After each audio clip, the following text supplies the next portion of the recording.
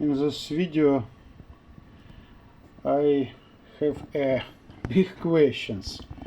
How to reduce difference between direction by GPS module and direction by magnetometer and other internal part of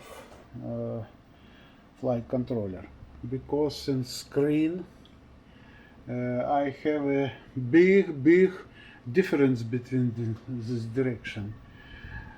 All working fine. This is various operation. I'm sway and back and forth, and I see good, right, correct position in but GPS module give me another direction than internal magnetometer. This is not understandable questions for me.